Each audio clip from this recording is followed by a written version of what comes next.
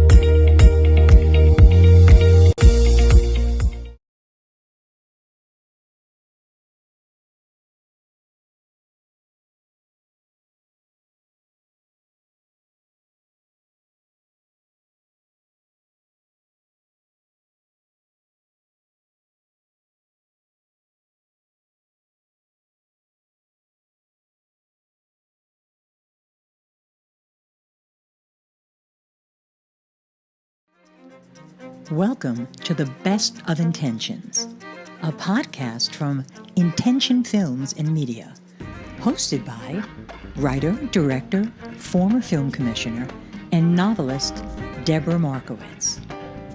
So join us as we talk about all things creative.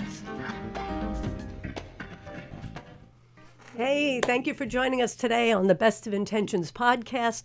I am so excited to kick off Women's History Month with an incredible female filmmaker, and I don't want to qualify. She's just a kick-ass filmmaker. Thank you.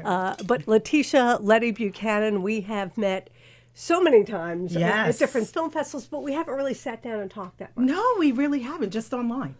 Yeah. But you're always busy. You're always so busy, which I love. And then we ran into each other at Grindhouse. Yes. At the Great Grindhouse Film Festival. Festival. And I finally saw your film, Betty. Yay. That you did with Eddie LeBron, who I also adore. And I'm like, oh my God, now I know why this movie is winning everywhere. It was so damn good. But I want to recommend Letty. Hi, everyone. Hello. So what do you prefer? You prefer Letty or Letitia? Whatever you'd like to call me. Yeah, I'm the same way. Debra, I'm like, I don't It care. doesn't really matter. But everybody calls me Letty now. It's kind of started a few years ago. I spent a lot of time in Spain, and that's when Letty kind of came. So Very cool. So I had the pleasure of helping you cast one of your projects.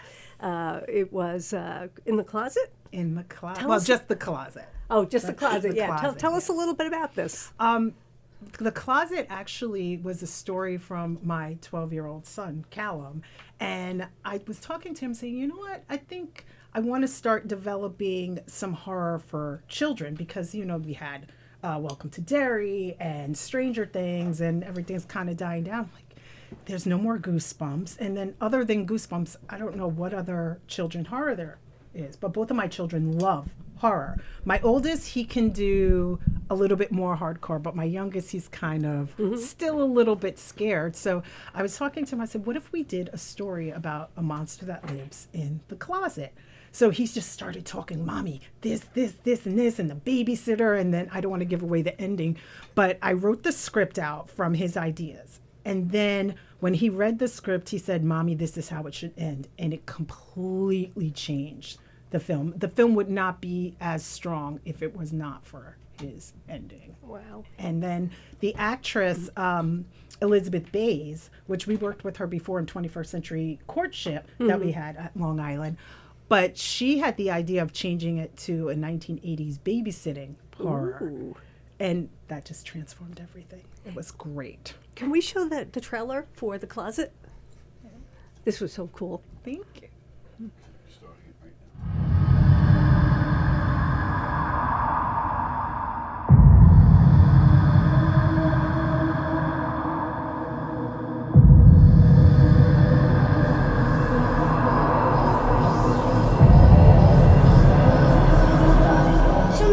A monster! Enough. Monsters are not real.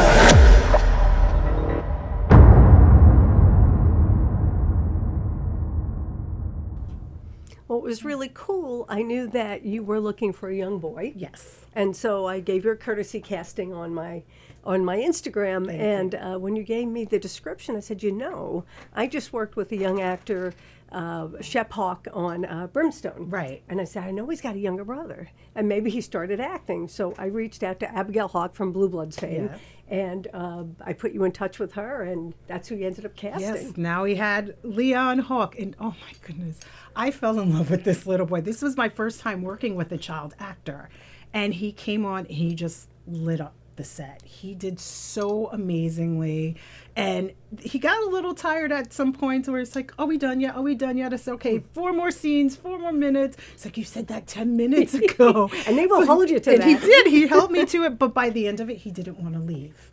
And he blew me away. I think this was his first film. It was I think his he first did. film. Yeah, so I feel honored that I got to direct him in his first film, and he just did and went above and beyond what I imagined for the role. So thank you so much. And thank you, Abigail, for... And there's something about their blue eyes. I know. That the camera captures. It's just, it's fascinating. His yells, his screams, his eyes, his little expressions. It's just, I'm ready to use him again. And we just casted him in something else. She'll love to hear that. And I love giving actors their first chance. Oh, yeah. Especially when you know definitely. this is something they're going to be doing. It's like, Oh, well, they were in my my first film, whatever. First time. Yeah, so that's really a cool thing. So tell me, how did you get into the business in general, and has it always been horror?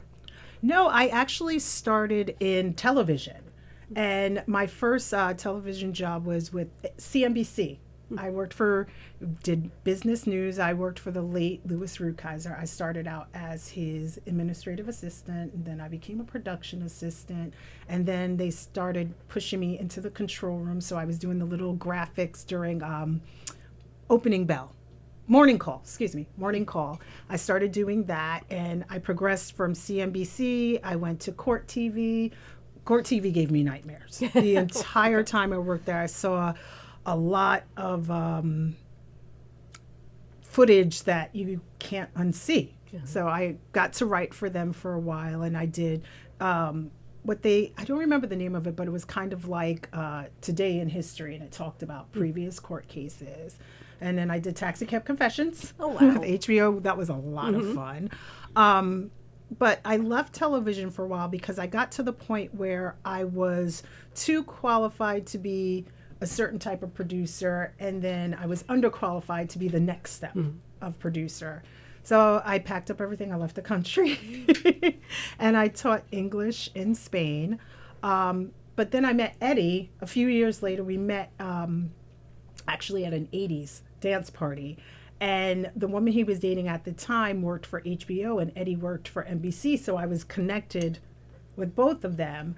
And then Eddie and I became friends, and we were friends for a few years. And he was shooting 21st Century Courtship. And he had a different producer, and I was highly offended. So highly offended, because Eddie's my best friend. And I'm like, how are you not going to hire me? And he's like, oh, Letty, you don't have experience in film. It's only in TV. I'm like, really? How much different is it going to be? Which it is significantly different. But his producer that he had, his wife had a baby. So I was at Eddie's house when he called to back out of the film. He had no time. Perfect. So in true Eddie fashion, Eddie, I love you dearly. He was freaking out. Oh, we have like 2 or 3 weeks until we are shooting. I don't know what to do. I have to find a new producer. And I'm sitting there. I can do it. I don't know what I'm going to do. I can do it. Eddie, I can do it. And he's freaking out.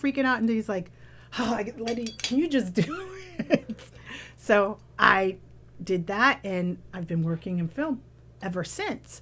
But when horror came in, it was weird because the first script I ever wrote was kind of gory and horror, and I don't know where it came from. It just came out of me. But going to these film festivals, I started to notice there were no women in horror. Very, very few women in horror. And then I also started to notice there were 0 people of color in horror. I said, okay, so I fit both of those categories. So I'm going to do it just because we're not represented there. So someone has to. Yeah, I did it out of spite. Because I didn't really like horror. When I was a child growing up, I loved horror, watching horror with my father. But as I became an adult and growing up in a Christian household, horror was, it was a no-no. You don't do that. And everything scared me because, it's embedded in your head. Everything is demonic. Everything is of the devil. So you don't do that. But I don't know, all of a sudden I started writing, and then I started writing after my dreams and personal experiences. So now, having shot a few horrors, when I watch horror, it doesn't affect me anymore. I'm good. That's cool. I was on a panel. Have you ever been to the Macabre Film Festival when it still existed? No, I haven't. Okay, it's been out for a number of years now, but the person who had run it, Elsie, had passed away. But first horror film I thought was horror, called The Last Taxi Driver. It's about stars Robert Claessy from Blue Bloods as a taxi driver who refuses to give up his medallion license when the only people left are zombies. So he's basically trying to find the last few remaining humans while he keeps getting punked by zombies. And I thought it was scary, but actually apparently was a comedy. But when they had the Macabre Film Festival, I figured, well, let me submit it. And I got in. And so I was on a women in horror panel, which was kind of funny because it was me and all these real horror filmmakers. Wow. And, I was the first film I made. So I guess I was already being pegged as a horror filmmaker. And then I did everything else but that until we did Brimstone, which you saw, which is terrifying because it's more realistic if you think about it. It is. That's the type of horror I like. Things that happen, take the everyday things and make it creepy and make it scary. Because what's scarier than the real world? Absolutely, especially the state of the world now. So now, what came first, paralysis or there's Betty? Which one did you do first? Betty came first. Betty Shoshana Withers, who plays Betty, which everybody knows and loves. Shout out to Shosho. She had a 1-page scene that she wrote for an acting class.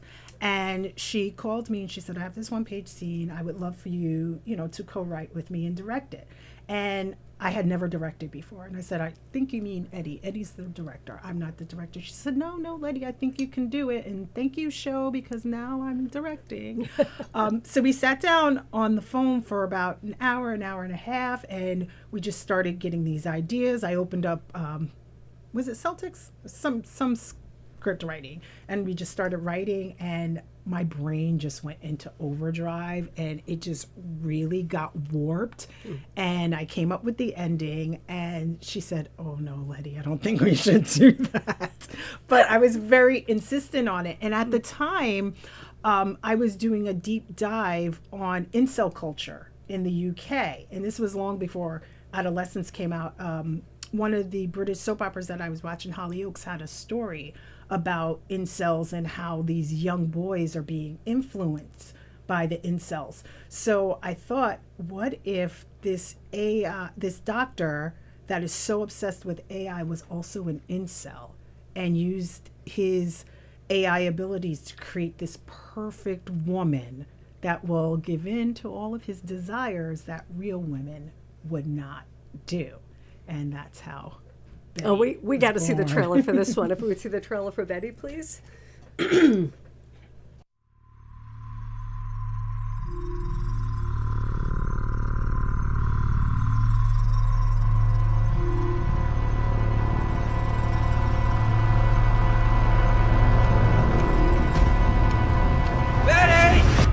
I wanna be loved by you, just you, nobody else but you. Oh, I remember that actually was in the Long Island International Film Expo, Yes, it which I'm one of the people who runs it for the last 29 years. But I don't watch the film, so I hadn't seen it.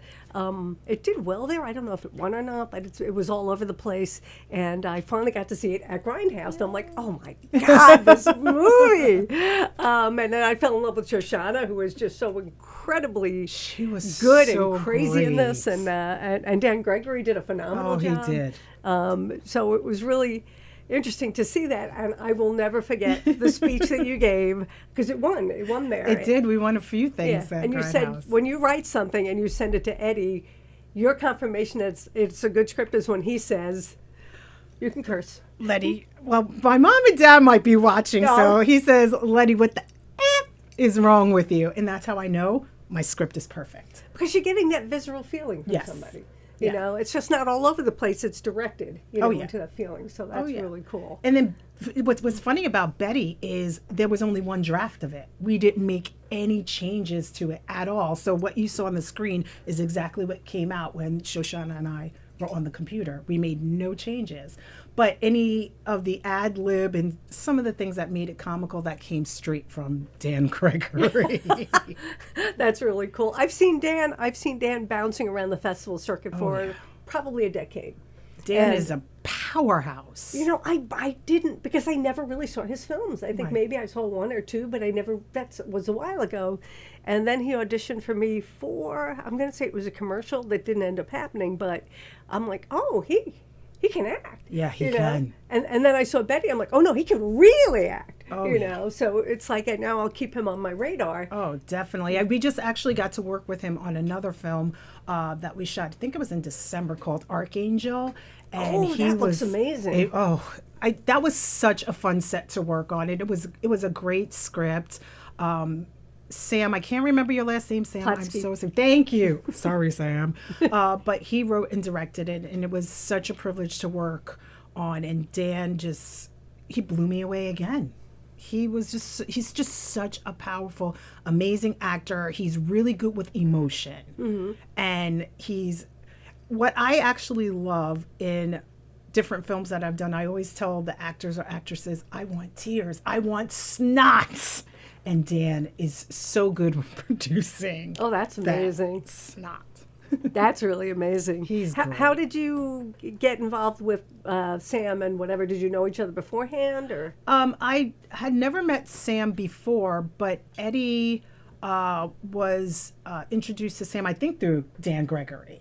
And then he brought me on. I came on and I was doing gaffing because I started learning gaffing and grip.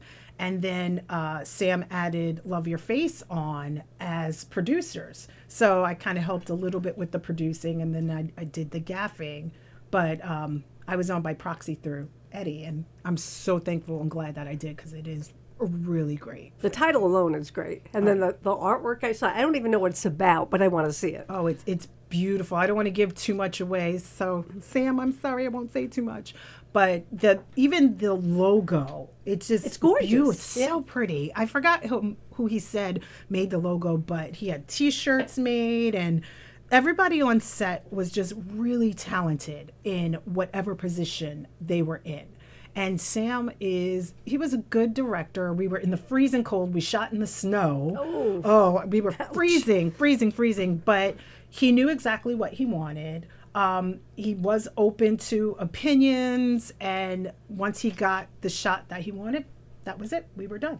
That's really awesome. Was Carrie McGann involved with that also? Carrie, yes. And Alicia, I don't remember Alicia's last name. Starts with a G. Yeah, Gia. Sorry, Alicia. I know the name. I can't pronounce it.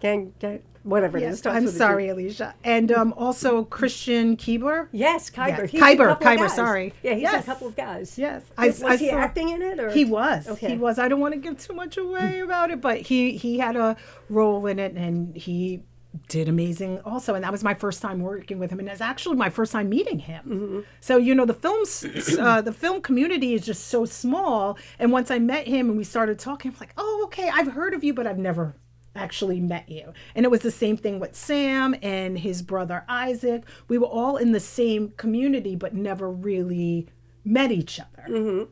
So it was such a privilege to be on that set. I've met Sam, but only briefly, and we haven't really had that kind of conversation. We're friends on Facebook. Right. But that's going to happen eventually. But Christian is in Couple of Guys. He plays Sal Rendino's brother. Right. And the really cool thing is the second day we shot, usually John Marine, my husband, business partner, is our RDP unless he's acting. And but we started with Mark Ryu as RDP 14 years ago, whatever Right. it was. And Couple of Guys has been around for a long time. We're finally finishing it up. But I had Christian come in to play Lucas's, Sal's brother, and Sal was so excited to work with him because they knew each other. Oh, nice. I didn't know that. But all I remember is the second day we're filming with Christian, and the DP and the AD, Mark Ryu and Mara Bush, come up to me, they're like, oh my God. Yeah. It's like, where, this guy, like, in like 5 lines just destroyed the room. And he has that booming voice. Yes. That voice, that baritone. He's just he would be great for voiceovers. I mean, he's an incredible actor, but he would be amazing at voiceovers. I love that. He's got that very fatherly, very wisdom wise man type of voice. That was cool. So it was great to work with him because I'd also seen Christian around forever. Right. And when I was trying to think of a brother for Sal, I'm like, he'd be really good. And then I told Sal, who was like, yes, because apparently they'd been wanting to work together forever. And I brought Carrie McGann in there too for a small role. And I've since worked with her too. She's amazing. Yes, she is. But this community is so freaking awesome. It and we is. still, as small as it is, this kind of people you see on periphery that you just don't know yet. That's true. Yeah. That's true. And a lot of people you're friends with online and you follow their work and you don't get to see them. But then when you go to the festivals, you're all kind of in the same festival circuit. So you keep going to the same festivals and you see the same people over and over and over again. And that's what happened with me with being in horror, because now I keep going to these genre festivals and these horror festivals. So I'm starting to see the same people over and over again. And I become friends with them and now even collaborating with them. And these are people that I've looked up to so much. Like, oh, I hope I aspire to be that type of horror filmmaker or that type of woman of horror. And now these are friends with mine and collaborating. Would you take a film that's not horror if you like the script? I would. Absolutely, because I did write one script that's not horror about Love and Neutral. I wrote that with my kid's dad. And it was it's a very personal story. We haven't exposed it to the world yet, but it's a true story. And it's pretty much kind of like a coming out film for us. Yes, and it's definitely not horror. That's really cool. I know you say you write from your dreams a lot. I do. And that reminds me of my second film I did. When I did The Last Taxi Driver, I had already been casting for other people. And the only reason that I did Last Taxi Driver was I wanted to see what made directors crazy. Because I'd worked with a number of them, and they're high-strung and this and that. And now I know. Yeah. When Experience. when everything is on your shoulders and the location crashes, the actor gets sick, something happens, and you have to fix it no matter what. I understand a lot more. Oh, yeah.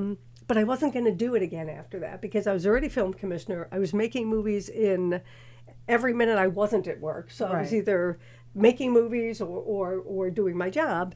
And I said, that's too much work. I can't do that anymore. And but then somebody came to me who was recommended by someone else, looking for a producer and a casting director. And then I worked my feature. But so I did Let's Taxi Driver as an experiential thing. Right. I wanted to learn. I wasn't sure if I could do it. I was terrified to do it. I'm so thankful I did it. But my next film, Leaving, is the name of it. I just, we were sleeping and I got up at like 3 a.m. and my face is soaking wet because I'm just crying. I'm like, what was that? And so I'm starting to think of the movie and I'm like, oh, this is a movie. And so I got up and by 7 o'clock I had the first draft. Wow. It was such an amazing experience because going to film festivals, I was just starting to do film festivals. I hadn't really done that many yet. And to have people come up to me after and go, oh my God, that means so much to me because, and I'm like, all right, so I talk about the theme of the podcast is movies, magic, medicine, and more. Right. So Leaving kind of was magic in a way because I dreamed it, but medicine because it heals people. Yes. Who come up and go, that's, wow, that meant a lot to me, or, it's therapeutic. Yeah, and without giving it away, it just touched a lot of people, and that is one of the reasons you do it. We do what we're called to do, and I don't think that we think about what the outcome is going to be. We just know we have to make it. Yeah. And then whatever it does, whether it's relationships it brings to us, or something we have to exercise in ourselves. Oh, yeah. But there's all of that stuff. Now, paralysis. Tell me about paralysis. Oh, paralysis. Paralysis was a long time coming for me. As soon as I got into film and wrote my first script, I knew eventually I was going to do something with paralysis because I grew up with severe sleep paralysis. It was so bad to the point where at night I was terrified to go to sleep. I would sleep with a Bible on my bed. I would listen to preaching on in my headphones or on the TV. I would sleep with the TV on because I was so terrified. And whenever I went through sleep paralysis, I always had the hallucinations. And certain locations for me were worse than others. My worst bout with sleep paralysis was in Savannah, Georgia, and Edinburgh, Scotland. Those were the absolute worst. And then the very last time I experienced sleep paralysis was in Deltona, Florida, in my grandparents' house. They have since passed away. But that was the very last time, and that was the most terrifying time for me because I don't know, some people call it sleep paralysis demon or sleep paralysis monster, but in my hallucination that very last time, it revealed itself to me. It told me its name, and I had what I thought a conversation with my sleep paralysis monster. I know, in my belief, I know there is scientific evidence behind sleep paralysis, but I also think there's kind of a spiritual thing with it too. So I think it's the two mixed together.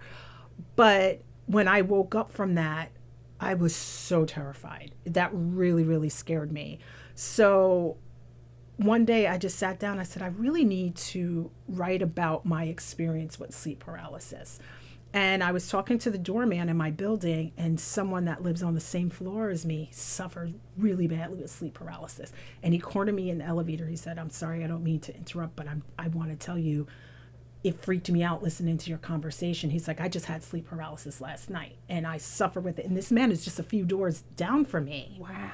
So I started talking more and more in the film festivals when we were in the circuit for Betty, and and during the Q&A I started talking about how I wanted to write something about sleep paralysis, and the amount of people that came up to me and that were telling me about their experiences.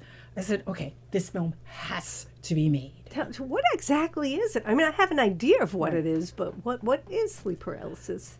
From what I understand is your body does not wake up, but your mind wakes up, and you can't move, you can't speak. The only thing that moved for me were my eyes, and when I tried to speak, it was always felt like something was sealing my mouth shut, and a few times it felt like something was crushing my chest in. Oh dear God. And and I didn't know what to do. How do you get out of it? And a few times I tried to just go with it just to see how far it would go.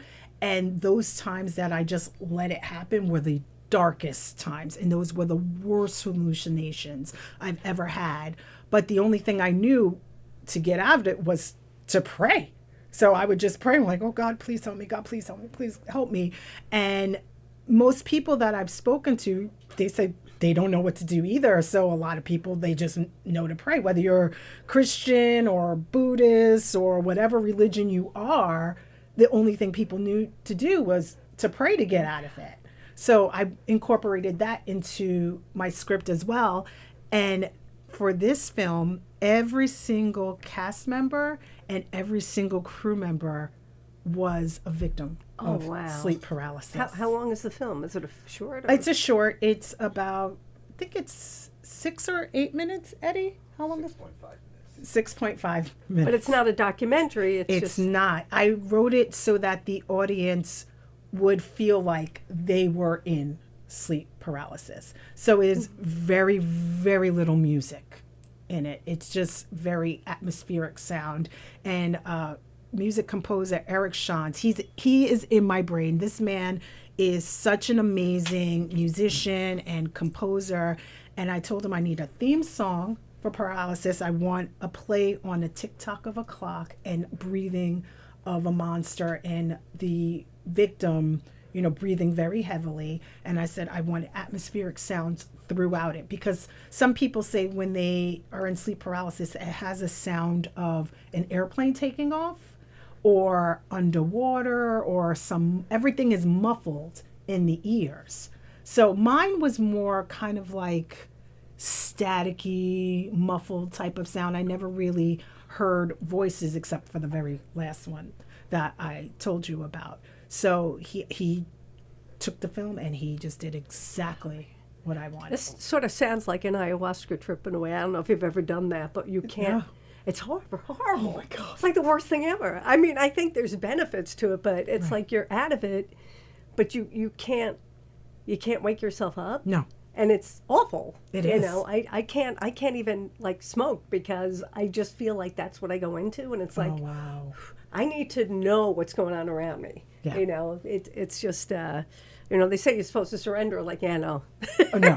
I tried to surrender, and when I did surrender to it, that's when the darkest things happened. I remember one time I was in Brooklyn. I was living with my aunt, and I was having sleep paralysis, and I just let it go. I said, I'm just going to go with this and see what happens. You're supposed to surrender to come out of it, but it got worse. Oh, it got worse. I saw my hallucination was, the little figure on bathrooms that's like the man and woman. I saw the male one just running across my apartment, just the little male on the bathroom.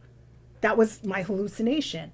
And then I've had hallucinations of an old woman just kind of perched over me. It was very, very creepy. And that's how I created the sleep paralysis monster. I didn't want to use CGI. I wanted an actual real monster. Oh my God, we got to see this trailer. Can we see the trailer for Paralysis, please?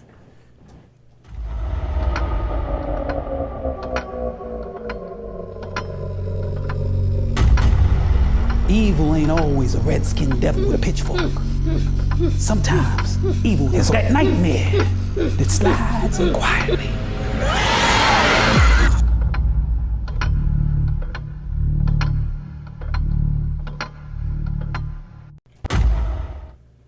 Oh, paralysis. Yeah, that's terrifying.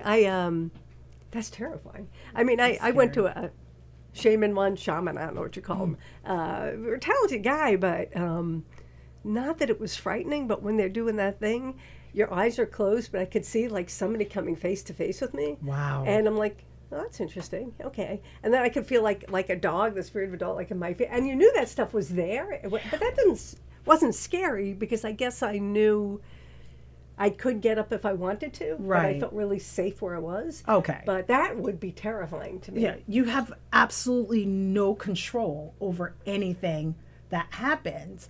And the woman that we casted, Lola Strange, she does creepy carnival types of things. So she knows how to contort her body, contort her body in so many weird ways.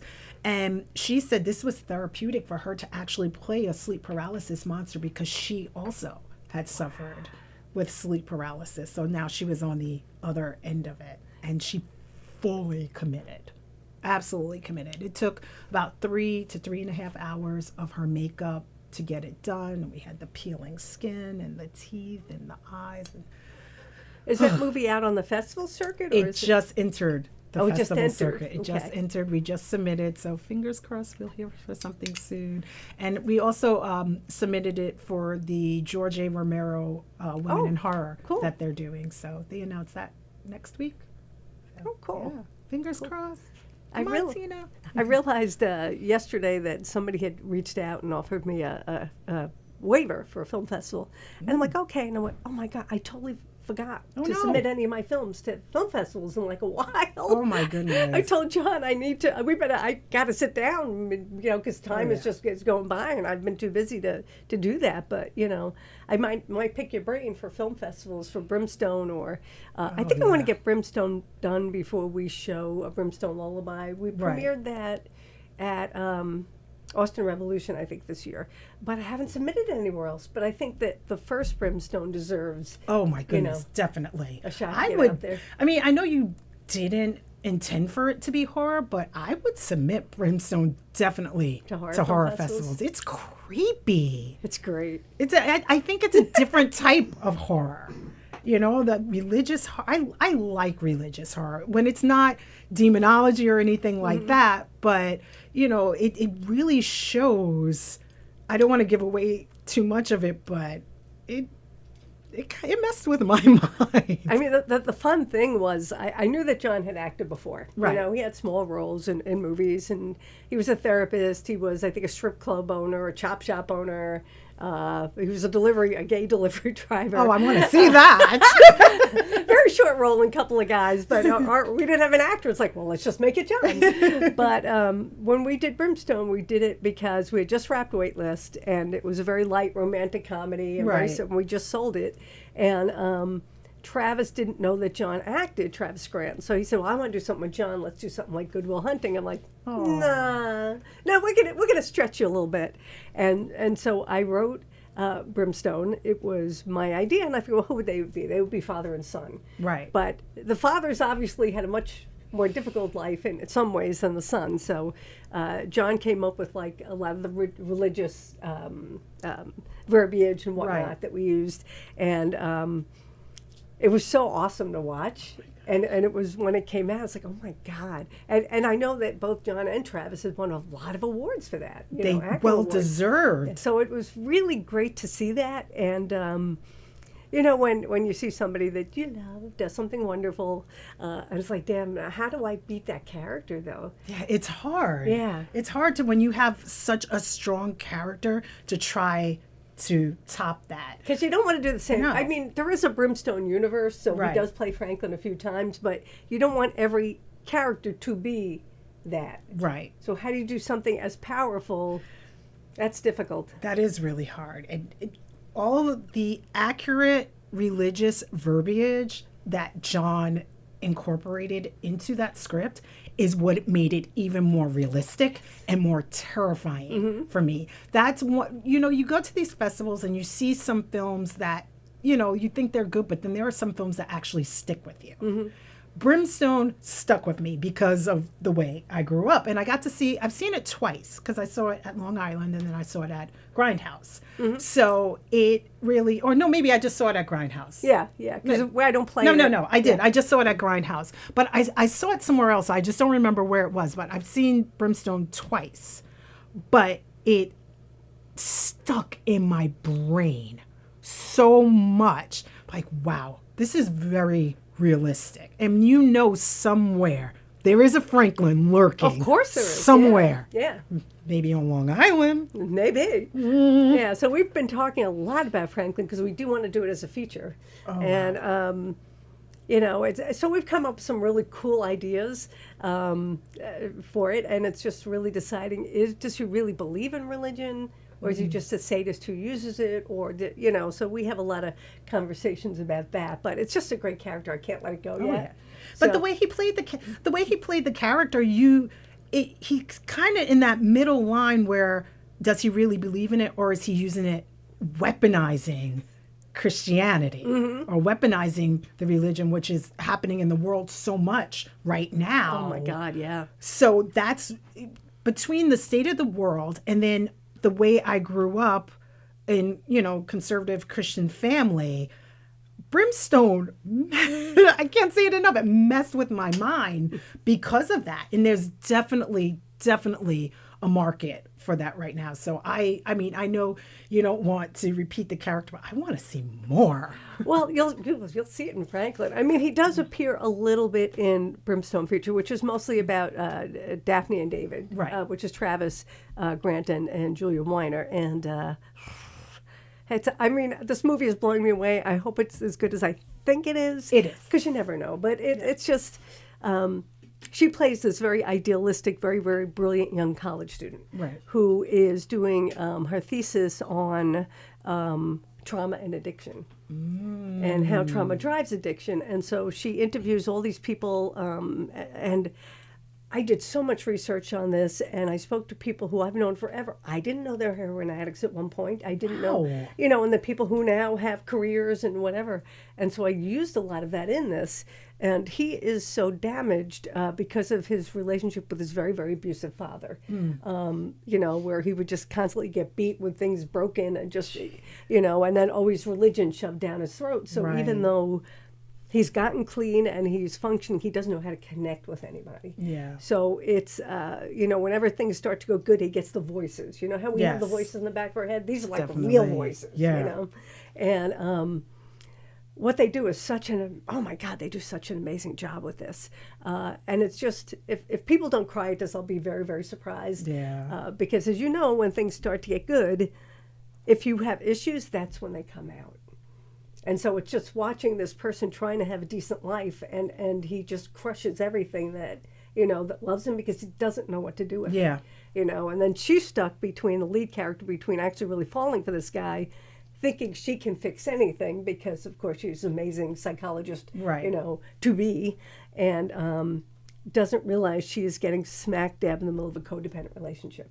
Wow. And when she realizes it, now what do you do? Because you love the person. It's too late. You're already connected and you love this person. And, she probably is thinking in her mind, okay, I can fix him. I have all this experience. If I can't fix him, then really how good is my experience? Yeah. So that's more that psychological part of it. And so it's very different than what Franklin's going to be, which is pure horror film. It's we've been, again, I can't wait to write that. I wrote the first scene. Do you want to hear the first scene? This is about you, but I do. No, I want to hear. So what I see is the back of Franklin's coat, that old dusty duster, if you will, with the hat and the long hair, and you just see him from the back, and he's walking into the library, and you see the doors open, and there's all these families there, and they see him, and they're all turning away because they're like, who is this guy? So psychopaths can be very, very charming. Yes, they can. So you still see him from the back. He sits down in the chair in front of the computer room, and everybody's looking at him. And then he turns to the woman in the reference desk. You still don't see his face, and he says, "Darling, I can't figure out how to work this thing." And he hands her a library card. She goes, "Will you help?" "Oh, of course I will." Mr. Herrick, he goes, "Franklin, call me Franklin." And that's the beginning of it. It's all from the rear until he pulls up the computer screen, and then the camera comes up and you see his eyes. I love that. So that's the first scene, and then I had to put it away because I have to finish everything else first. But that's so powerful. Yeah. Oh, I can envision it. Yep. The eyes. Oh, so creepy. Oh, I can't wait. I know. That's going to be 2020. We got to get through 2026. And oh my gosh, 2026. 3 features we got to finish this year. We have Brimstone. Well, Waitlist is going to be sold, so we have to get that out there. And so 2 features we have to finish besides the one we're getting out there. Yeah, so that has to wait till 2027. Oh, I can't wait. So my plan and my geniusness, my plan is to do Franklin, write a prequel and a sequel, which somebody else will do, and just pay us a ton of money to do. So That's a dream, right? I got it all figured out. But, of course, getting there and doing it all. So what's next for you? What else do you have going on? Oh, well, we had this idea.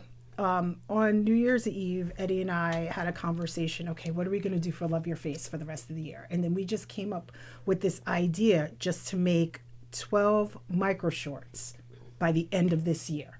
And then just see what happens for that, because both of us have been, juggling around different ideas for features.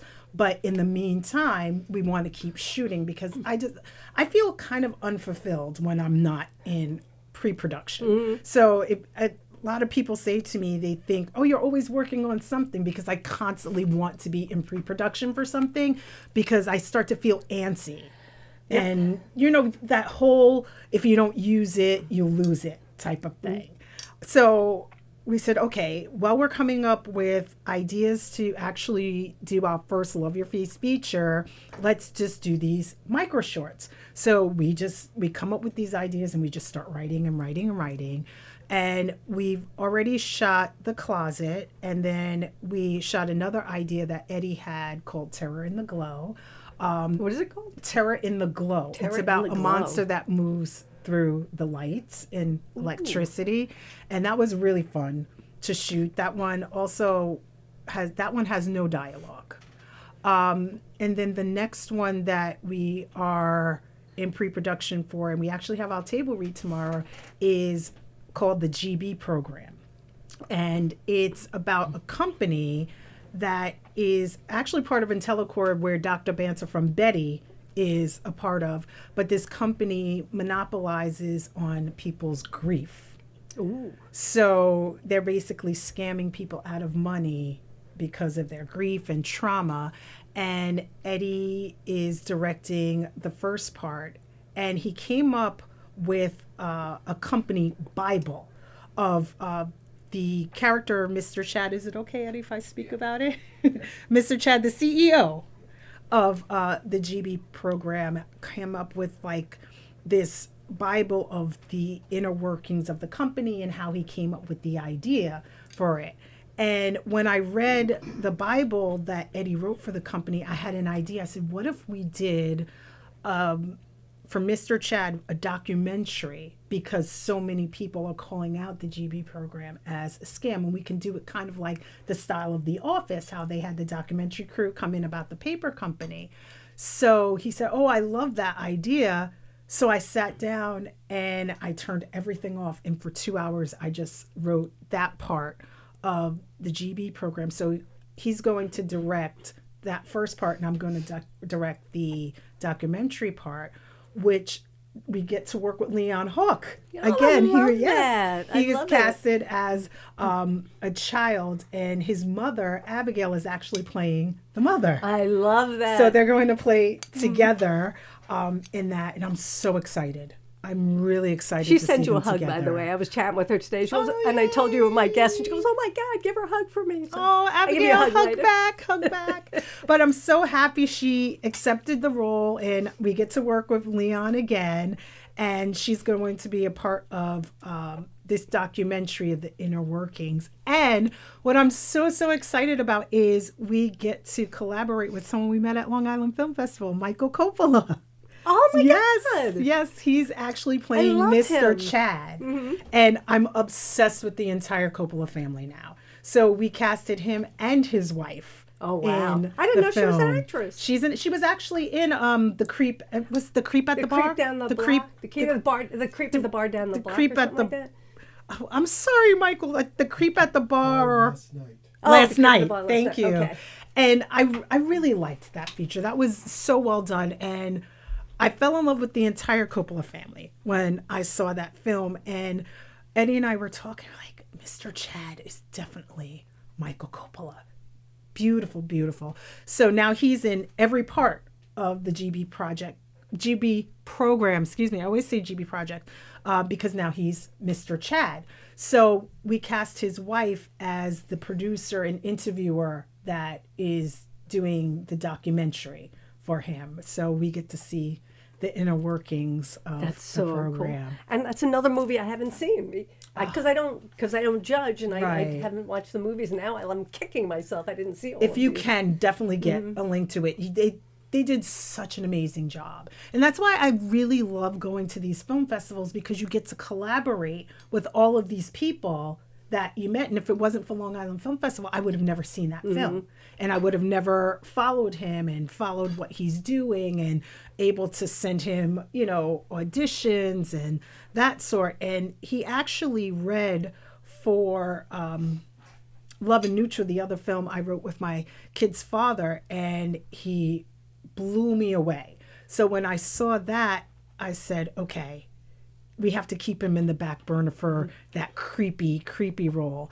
And then when we saw John read, I'm like, oh my God, John, he's perfect for these creepy, grimy type of characters, even though he's such a lovely person. I feel so badly, but he's just, when he read, I said, I see a lot of creepiness. I really want to muss him up a lot. And I had a nightmare last week. And in this nightmare, there was this type of cult leader that was telling people, all these people came in a circle, and he told us we had to sit for 55 minutes in the dark to get this prize. You can't speak, you can't make any sounds. And in the dream, it didn't specify what the prize is or why I was there. But the cult leader or the moderator, now in the script that I wrote after it, looked exactly like John. Oh my God. John, you're in Just people's, like John. you're in people's nightmares, John. I'm sorry, John. But after that nightmare, I had to lock myself away and just write the script about that. And I found out there were some meanings and significance behind number 55. I looked online, in Angel number 55, it said letting go of old beliefs and embracing new and new transformations in life. I love that. So yeah, I'm like, okay, so it's called 55 minutes. And I need a little bit more in the script. So I sent it to this woman that I met at Renegade Film Festival. She's an award-winning screenplay writer, Brittany, and she's such an amazing writer. Everything she writes just gives me all kinds of goosebumps. And I sent it to her, and I'm excited to see what she's going to add to it, because I need someone who wasn't involved in my nightmare to give a little bit more touch to it. But I have to shoot it. I think this is truly the scariest thing I've ever written. That's amazing. Oh, it has a lot of the bone cracking type of horror that I normally would not watch. Yeah, that's the stuff I can't watch. It's like, ow. So you might not want to see this. I'll see it anyway. I'll just sit there like this with my hands. I watch a lot of movies like this. And you can still see it. But Oh, you for some can. reason it feels safer. I don't know. I actually used to be like that, and I would just kind of peek like that. But now I actually watch and look because I want to take notes so I can add it into whatever I'm writing. But right now I'm huge on watching The Beauty on FX. It's so disgusting. The Beauty, it's called? It's called The Beauty. It's absolutely disgusting series.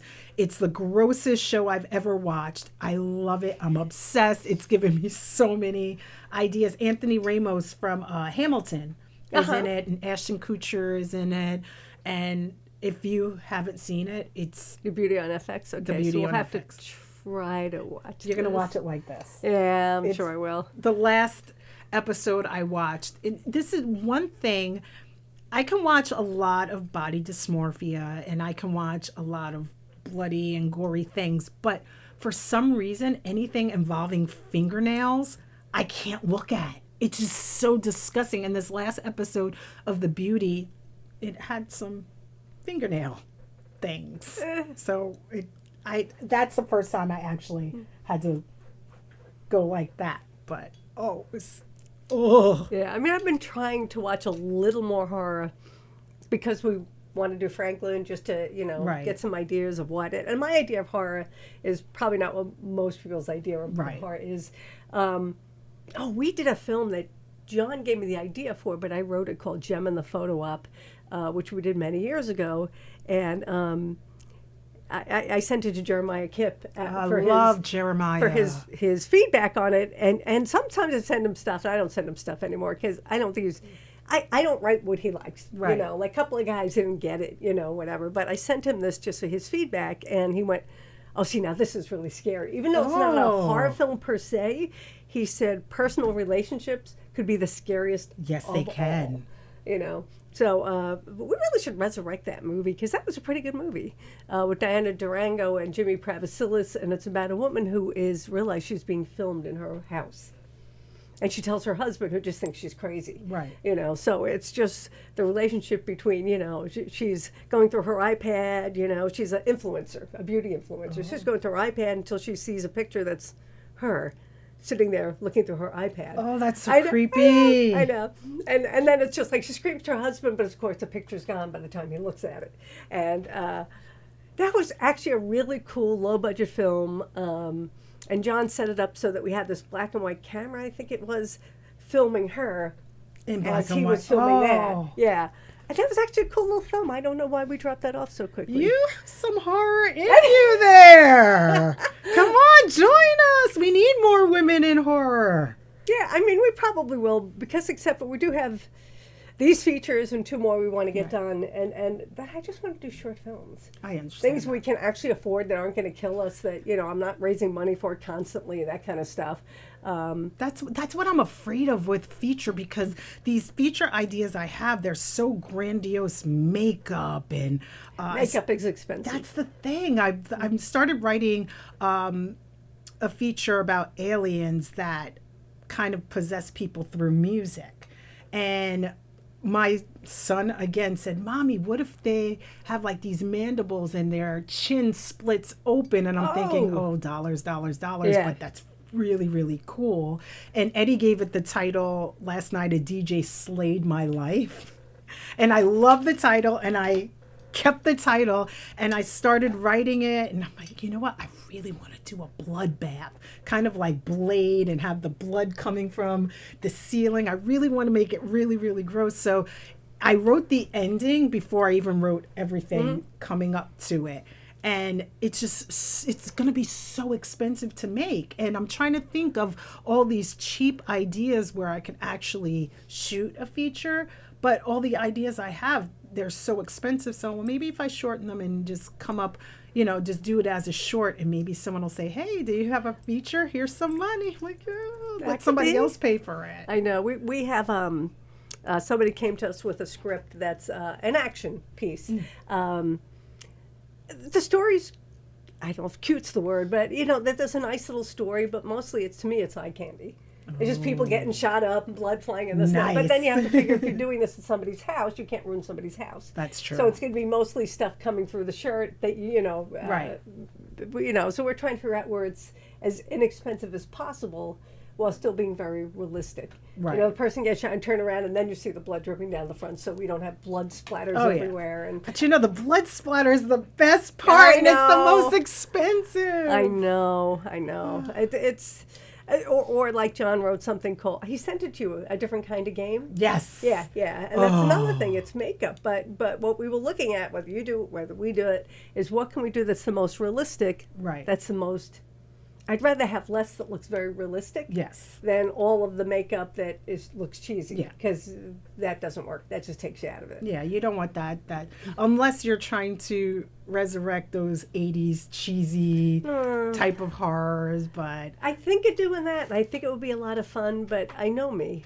yeah. And we're going to go right for the expensive effects. Of course. I Of course. keep telling them I want to do this really, really cheesy horror film. I want it to be fun. I want it to be goofy. And then it's like, but that's not what it's going to end up being. No. I like all the blood and gore and seeing things pop out of. I wrote this one script about a woman who goes on online dating, and she wants to be the last woman that men fall in love with. And part of it is she collects the hearts of men. And I'm thinking, how are we going to do this? How can we get makeup and have a chest sliced open and she stick her hand in and rip the heart out and I want to see it pulsating. Like, there's no cheap way to do that. And I know, I've heard, well, horror is one of the lesser expensive genres to make. Someone said that to me. Not if you're doing good effects. Exactly. If you want to do practical effects, which I want to do, I want to stick my hand in things. I want to see things splatter and fall out, and it's just expensive. And thank God, Shoshana introduced us to this makeup artist, Tina Solano, and oh my goodness, she did the makeup on Paralysis. She did the makeup on Betty, Love and Hatred in Megawave City. She's been our go-to, but her horror makeup is insane. And she's, up until now, she's been doing really great, working with our budget, but I want to give her what I know she deserves. I don't want to cheapen out. So I rather hold something on the back burner until I have, the funds to give people what they deserve. There are times to call in favors, and then there are times where I'm like, I don't want to do that to people. I feel really badly. You don't mind having that collaboration thing where maybe you can barter a little bit. Yes. Then there comes a point where, this one we gotta bite the bullet a little bit. Exactly. And that's the next few that I have is kind of like, I want to wait. I want to wait till I'm able to give people what they deserve, because that's the most important to me. You're giving your all. You're putting your talent out there. You're getting your craft out there. You deserve to be compensated for your hard work. We all deserve to be paid what we're worth. Exactly. And we have things that we do that people come in, but we always make sure everybody gets paid something. Exactly. Never enough for what they deserve to be paid, but we do a lot for people too that we don't ask for anything back, and we barter when we can and whatever. But this time it's a bigger project. If people hire us, then we pay more. You know. In fact, I love our crew members. One came up to us and he said, "Deb, I just want you to know there's a lot more here." I'm like, somebody else is paying the bills. Exactly. Yeah. When someone else is paying the bills, we're going to make sure you all get paid more.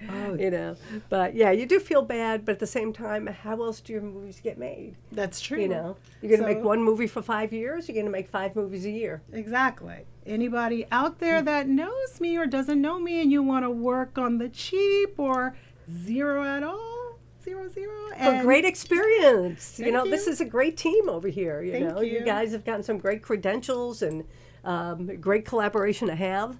It's just, that's why people often call us, and one guy does sound for, I think, Saturday Night Live, and so he goes, "I'll work for you guys for next to nothing." Wow. I said, "No, next to nothing means next to nothing." I don't care. He said, "I want to work with you guys." So you do get people like that on occasion. We're always very honest, that you will get paid. Can't be a lot. I just can't be, you know. Yeah, I try to let people know up front, okay, this is ultra low budget, or this is 0 budget, or I can pay you, but can you wait until this date? But if we say wait until this date, we got to make sure that date they actually get the funds, because people still have to live.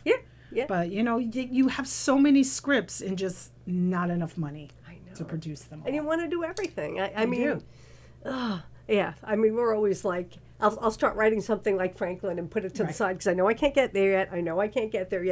And then we're always trying to think of the least expensive way to do the best job we can. And there's one person I worked with in the very beginning, very talented guy, and when I was doing a project, "Hey, you're going to bring me along?" I said, "I don't even want to embarrass you." Wow. By telling you what I want to pay people. And so he goes, "Well, just tell me." He goes, "Well, I make a lot more than that." I said, "No, I know. That's why I didn't ask you." Yeah. "Well, it's not fair." I said, "You don't have to do it." Exactly. Because you know how much money I made on these films? Nothing. It's true. So, it's really rough. We all deserve to get paid what we're worth. But we've helped out so many people, too, over the time where it's like, well, this is what my day rate is. I cast a couple of films last year for somebody, and they came out amazing. But he didn't have a lot of money, and he said, "Well, somebody said I should come to you." And I said, "Well, make me an offer." He goes, "Well, tell me." I said, "Look, you can't afford my day rate. Yeah. Make me an offer, But understand, this is coming from the pool of actors I know, the celebrities, the names, and courtesy. But I cannot do the full in-depth, getting thousands, or I can't do that for next to nothing. You know, it's just too much of a time suck. Or if I'm writing for somebody, I can't give you 6 months of my life and not get paid. Yeah. I can look at your script and give you some changes, and if I can do that, if I have time. But, you try to help each other. Yeah. It's... I understand it's a paycheck. I understand we all have to make a living, but sometimes it's for the experience. Sometimes it's bringing somebody up who hasn't had the experience before. Our first film, The Only Woman in the World, we trained almost an entire crew other than hair and makeup. Wow. And the gaffer. We trained everybody. But that must have been such an amazing experience for each one of them. It was exhausting.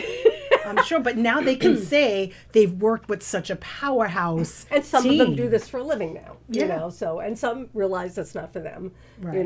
But at the end, we were totally exhausted. There were days where it was me and John doing sound and shooting it, and me directing and doing everything else, and 2 actors. And it's like, all right, it's what we got today. It's what You we're have to doing. wear the multiple hats. Yeah. You have to know how to do different positions so that you don't have to pay yourself. Yeah. So how we doing time-wise?